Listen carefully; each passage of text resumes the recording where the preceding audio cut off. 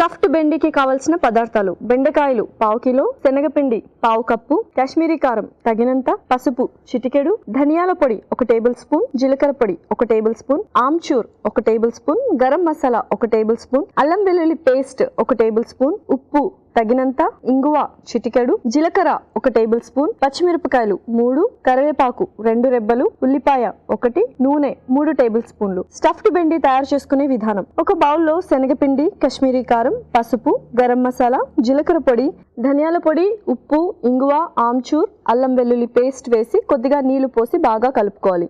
బెండకాయలను stuffing కి వీలుగా cut చేసుకోవాలి. దీనిలో శనగపిండి మిశ్రమం స్టఫ్ చేసుకోవాలి. పాన్ లో నూనె వేసి జీలకర్ర, కరివేపాకు, ఉల్లిపాయ ముక్కలు, పచ్చిమిరపకాయలు వేసి వేయించాలి. దానిలో స్టఫ్ చేసుకున్న బెండకాయలు వేసి వేయించాలి. ఆ తర్వాత సర్వింగ్ ప్లేట్ లోకి తీసుకొని సర్వ్ చేసుకుంటే యమ్మీ యమ్మీ స్టఫ్డ్ బెండి రెడీ.